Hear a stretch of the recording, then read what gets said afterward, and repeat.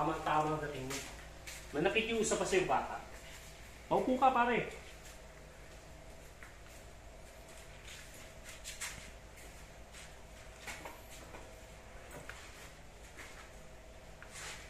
Ikaala pa ito ng kumpare ko. Gaano kabilang baryo. Pasensya ka na pare kung di kita nabati ka sa ospital. Marami akong iniisip ngayon.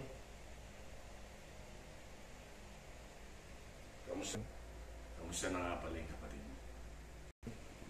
Mabuti, buhay pa. Eh yung kapatid mo naman.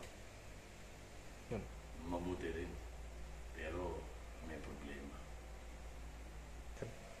Talagang ganyan ang buhay pare. Puro problema. Oh, mamulutan ka muna. Pag nagusto mo yan, tiyak, hanap-hanapin mo. May naman. Oh, pare, inom ka muna. May naman ka ba? May iba nga pala tayo ng usapan. Matagal ko na narinig yung tungkol sa iyo. At walang hindi nakakilala. Si Emo, ang padrino. Ginagalang kita pare. Hindi dahil sa wala kang lakas. Ginagalang kita pare. Hindi sa lakas mo. Dahil wala ka namang barkada eh. Mas malakas ako sa iyo. Kung yan lang ang pag-uusapan. Ginagalang din kita. Dahil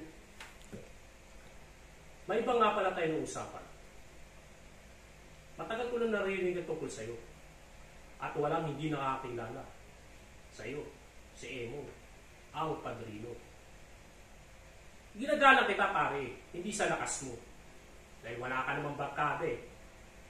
Mas malakas ako sa iyo, sa totoo lang, kung yan ang pag-uusapan.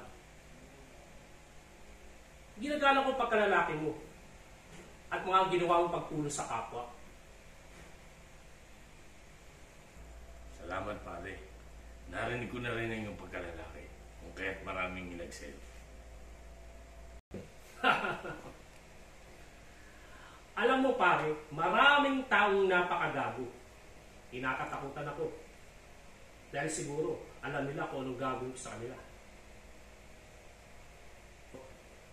Kung nainis ako. Pero maniwala ka, pare. Madalas din ako natatakot. Naniniwala ko pare. Wala naman taong hindi takot. Ito yan, pare. Dapat na siguro, marunong kang makinig. Marunong kang magtimpi ng galit. At siguro madalas din, tumatalikod ka at umalis. Hindi tako. Pero magmamalaki sa'yo ang pagkalalaki ko at ang salita ko. Pag sinabi ko, gagawin ko. Hindi, teka.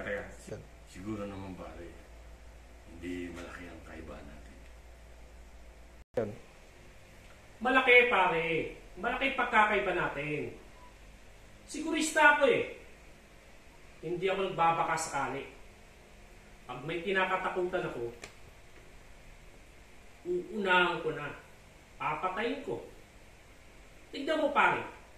Kasi sino mang taong bigyan mo ng pagkakataon, tiyak magiging sa mamamatay tao. Diyan nga tayo iba. Kung saan di ko gustong pumatay ng tao. Pare naman. Kaya,